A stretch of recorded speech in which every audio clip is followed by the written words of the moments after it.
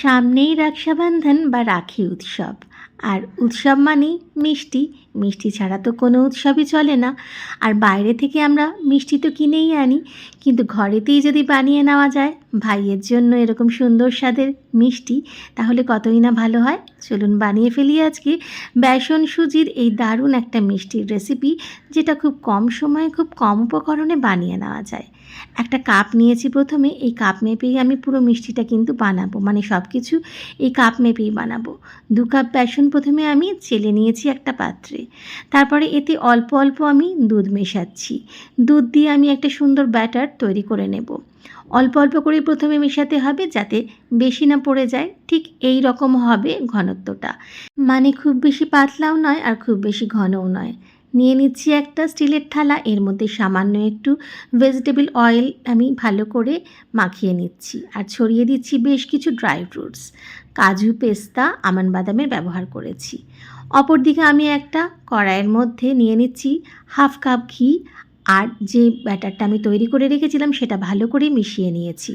এখনও কিন্তু গ্যাসের ফ্লেমটা আমি অন করিনি। অপরদিকে আমি এখানে একটা চিনির শিরা বানিয়ে নিচ্ছি। 1 কাপ চিনি, হাফ কাপ জলের ব্যবহার করেছি। সাথে একটু এলাচ গুঁড়ো, একটুখানি কেশর আমি দিয়ে দিয়েছি, যাতে সুন্দর রং আর একটা সুন্দর গন্ধও হয়। একতার দুতারের রস করার দরকার নেই, মোটামুটি একটা চিটচিটে ভাব ধরলেই হবে। রঙটা সুন্দর আসার জন্য, মানে মিষ্টির রঙটা সুন্দর আসার জন্য একটু ফুড কালারের আমি ব্যবহার করেছি, চাইলে এটা নাও ব্যবহার করতে পারেন। এরপরে আমি গ্যাসের ফ্লেমটা অন করে দিয়েছি, যেখানে ঘি আর এই বেসনের মিশ্রণটা রেখেছিলাম। এরপরে আমি ভালো করে নেড়েচেড়ে নিয়েছি। একটুখানি মাখো মাখো ব্যাপার হলে এর মধ্যে দিয়ে দিচ্ছি আমি 1/4 কাপ সুজি। এবারে ভালো করে নাড়তে থাকতে হবে মিডিয়াম ফ্লেমে। সুজিটা সুন্দরভাবে মিশে গেলে ঠিক এই রকম পর্যায়ে আসবে, তখনও কিন্তু নাড়িয়ে চলতে হবে অনবরত।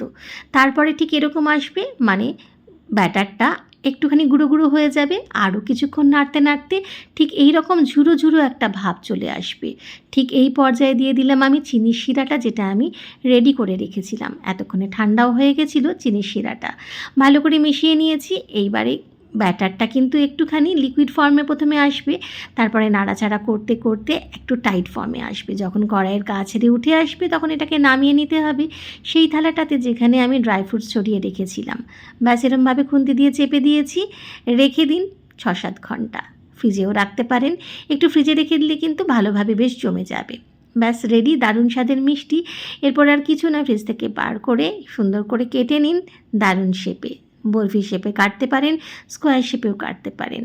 ব্যাস খুব সহজেই দেখবেন থালার গা থেকে উঠে আসছে, যেহেতু থালাটাতে আগে থেকেই তেল মাখানো ছিল। যে ছুরিটা দিয়ে কাটবেন তাতেও একটুখানি তেল মাখিয়ে নেবেন, তাহলে তুলতে একটুখানি সুবিধা হবে। তবে একটু সাবধানে ধৈর্য ধরে কাজটা করতে হবে, যাতে ভেঙে না যায়। যেহেতু ড্রাই ফ্রুটস আছে, একটুখানি শেপের গণ্ডগোল হতে পারে, কিন্তু তাতে কোনো অসুবিধা নেই। এই দেখুন কি সহজেই উঠে গেল। আমাকে কিন্তু কোনো রকমই পরিশ্রম করতে হলো না ওঠানোর জন্য। সুন্দরভাবে বসে গেছে মিষ্টিটা।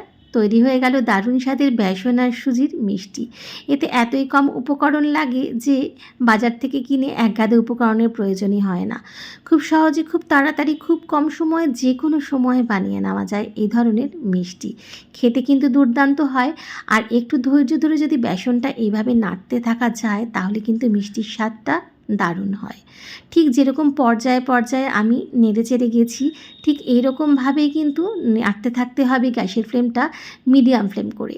হাই ফ্লেমে কিন্তু এই ধরনের মিষ্টি একেবারেই ভালো হয় না। মিডিয়াম ফ্লেমে নাড়তে থাকলে বেশ সুন্দর স্বাদ হয়। তৈরি হয়ে গেল বেসন সুজির দারুণ স্বাদের মিষ্টি। এইবারে রক্ষাবন্ধনে বানিয়ে ফেলুন ভাইয়ের জন্য এরকম মিষ্টি।